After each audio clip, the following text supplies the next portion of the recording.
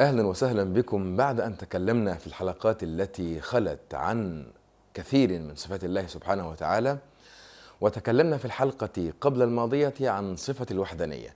اليوم نتكلم عن ما يضاد أو دعونا نقول نتكلم عما يترتب على هذه الصفة. يترتب على صفة الوحدانية كما قلنا سابقا بصورة مجملة أنه يحرم ويمتنع الشرك. اليوم نتحدث عن هذا الشرك الذي تنفيه والذي ترفضه صفة الوحدانية بشيء من التفصيل. أنواع الشرك عندنا أيها الإخوة الكرام هي ما يلي: أولا، ما يسمى بشرك الاستقلال. ما هو شرك الاستقلال؟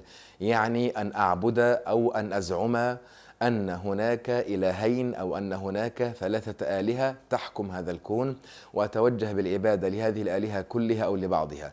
المهم أنني إذا اعتقدت أن هناك أكثر من إله لهذا الكون، كل إله مستقل عن الإله الآخر، هذا هو النوع الأول من أنواع الشرك الذي يسمى بشرك الاستقلال، يعني كل إله مستقل عن الإله الآخر. طيب النوع الثاني هو ما يسمى بشرك التركيب أو بشرك التبعيض.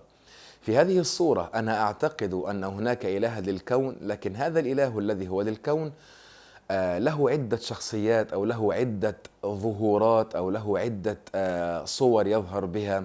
فمثلا الإله سأرمز له بالحرف ألف، هذا الحرف ألف يتجلى فيصير الحرف سين والحرف صاد والحرف عين. الحرف صاد هو إله كامل، الحرف صاد هو إله كامل، الحرف عين هو إله كامل. سين وصاد وعين كل منهم إله كامل، لكن سين ليس هو صاد ليس هو عين، وبالتالي كذلك عين ليس هو صاد ليس هو سين. وهذه الثلاثة أنا أعبر بها عن أنها هي الإله. أقول الإله هو مكون من هذه الثلاثة. هذه الصورة التي أذكرها هي ما تسمى بشرك التركيب أو شرك التبعيض، يعني أعتقد أن الإله مركب من آلهة أخرى أو متكون من أفراد. هذه الأفراد إذا اجتمعت مع بعضها فإنها تنتج لي الإله الكامل، وفي نفس الوقت كل فرد من هذه الأفراد وحده هو أيضا إله كامل. ربما تجدون شيئا من التناقض في هذا الطرح الذي أقوله، لكن هناك من يعتقدون هذه العقائد ومن يدينون بها. بالنسبة للإسلام هذا يسمى بشرك التبعيض. التبعيض مأخوذ من كلمة بعض، يعني الأجزاء. شرك التبعيض أو شرك التركيب. التركيب يعني أن الإله مركب من عدة آلهة أخرى. النوع الثالث من الشرك الذي يرفضه الإسلام هو ما يسمى بشرك التقريب. ما هو التقريب؟ أولئك المشركون الأوائل الذين عبدوا آلهة صغيرة، اعتقدوا أن هذه الأصنام الصغيرة وأن هذه الآلهة الصغيرة تقربهم من الله، لذلك نسميه بشرك التقريب، يعني أنهم يعبدون أشياء، هذه الأشياء يعتقدون أنها تقربهم من الله سبحانه وتعالى. هناك شرك التقليد، يعني أنا أقلد من سبقوني في فعل شيء أقلدهم فيه. شرك التقليد الذي قام به المتأخرون أو الذي اعتنقه المتأخرون من مشركي مكة ومشركي العرب، كنا إذا سألهم الرسول عليه الصلاة والسلام لماذا تعبدون هذه الأصنام ماذا يقولون؟ قال الله تعالى في سورة الزخرف: بل قالوا إنا وجدنا آباءنا على أمة وإنا على آثارهم مقتدون، يعني نحن سنسير على الأثر الذي كان عليه آباؤنا. وفي سورة البقرة: وإذا قيل لهم اتبعوا ما أنزل الله قالوا بل نتبع ما ألفينا عليه آباءنا. وكذلك وإذا قيل لهم تعالوا إلى ما أنزل الله قالوا حسبنا ما وجدنا عليه آباءنا إلى آخر هذه الآيات التي ذكرها الله عز وجل في القرآن الكريم. إذن هذا هو شرك التقليد، أن أعبد مع الله غيره. لماذا أعبد مع الله غيره؟ لأنني رأيت آبائي كذلك يعبدون مع الله غيره، هذا يسمى بشرك التقليد. هناك ما يسمى ذكرنا الآن شرك الاستقلال، شرك التبعيض، شرك التقريب، شرك التقليد.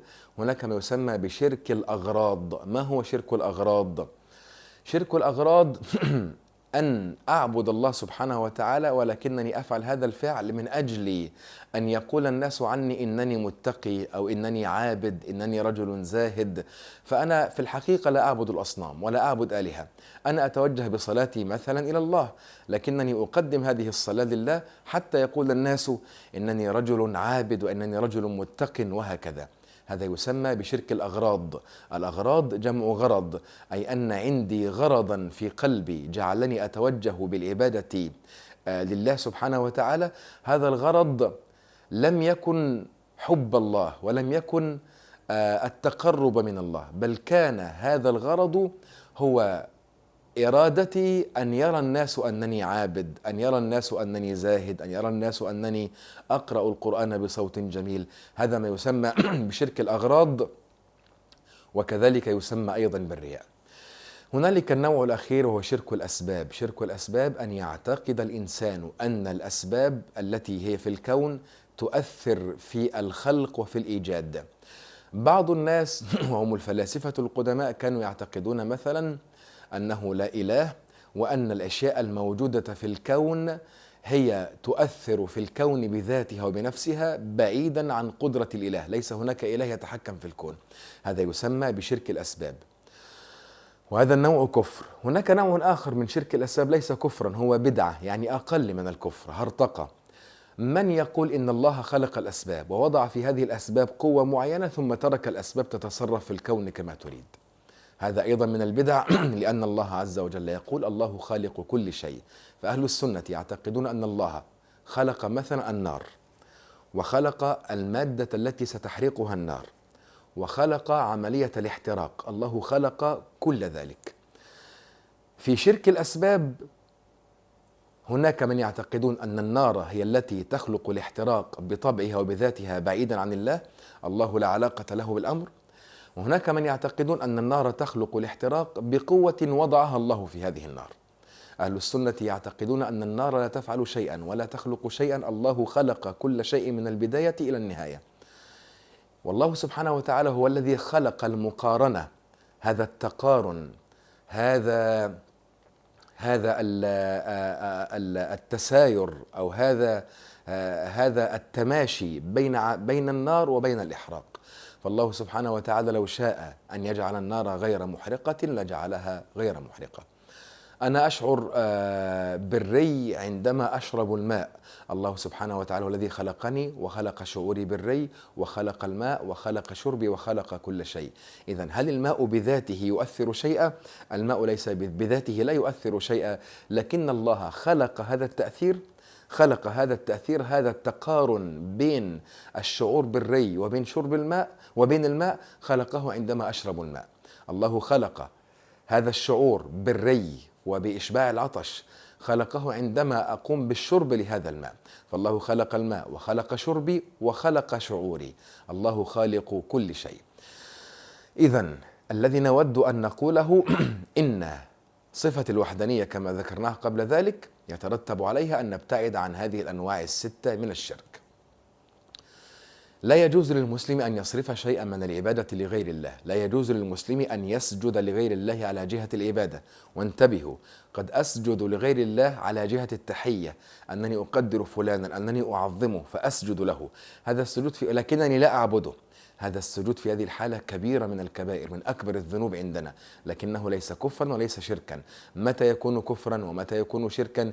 إذا أنا سجدت لهذا الإنسان وأنا أريد بهذا السجود أو أقصد بهذا السجود العبادة. إذن كل من يسجد أو يركع لغير الله على جهة العبادة هو مشرك وهو كافر وخالف صفة الوحدانية. هذه القضايا مهمة جدا ينبغي علينا أن نعلمها. كذلك كل من يقوم بالعبادة لله ولكنه حين يقوم بهذه العبادة فإنه يقصد بها أن يظهر للآخرين كم هو عابد وكم هو طيب وكم هو محترم وكم هو نبيل، في هذه الحالة هذا يسمى أيضا بالرياء، لأنه شرك، لأنه لم تخرج العبادة من جوارحه يعني من أعضائه ومن قلبه خالصة لله، إنما خرجت العبادة أو برزت العبادة منه من أجل أن يستجدي الناس ومن أجل أن ينال وأن يحوز إعجاب الناس ومن أجل أن يثني الناس عليه.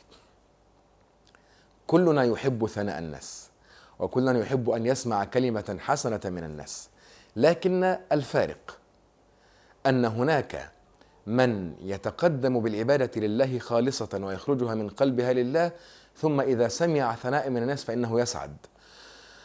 وهناك من يفعل الشيء بداية من أجل أن يتحصل على ثناء الناس. هذا هو شرك الأغراض الذي وددت أن أنبه حضراتكم له، لأن كثيرا منا يقع في هذه النوعية من الشرك.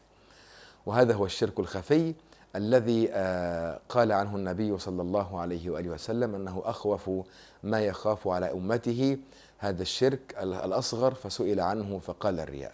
فهذا الرياء يسمى بالشرك الأصغر، أحيانا يسمى بالشرك الخفي. كذلك من الأمور التي ينبغي أن نعلمها لا يصح أبدا أن نقسم بالمخلوقات، لا يصح أن أقسم بأبي وأن أقسم بأمي وأن أقسم بابني وأن أقسم بالكعبة. جاء رجل إلى النبي صلى الله عليه وآله وسلم من اليهود فقال إنكم تنددون، يعني أنكم تشركون. فقال له النبي صلى الله عليه وآله وسلم وما ذلك؟ قال تقولون والكعبة وهكذا، يعني تقسمون بالمخلوقات. فأمره النبي صلى الله عليه وآله وسلم إذا أقسموا أن يقولوا ورب الكعبة، لا أن يقولوا والكعبة. كذلك من الشرك أن أقول أنا معتمد في هذا الأمر على الله وعليك، أن أجعل الإنسان مقارنا لله. الصواب أن أقول أنا معتمد على الله ثم عليك، أن أقول ما شاء الله وشئت، أو زي ما ربنا وانت عايزين. الصواب أن أقول ما شاء الله ثم شاء فلان. لما جاء أحد الناس للنبي صلى الله عليه وآله وسلم فقال له ما شاء الله وشئت، قال له النبي صلى الله عليه وآله وسلم أجعلتني لله ندا؟ قل ما شاء الله ثم شئت، أو ما شاء الله ثم شاء فلان.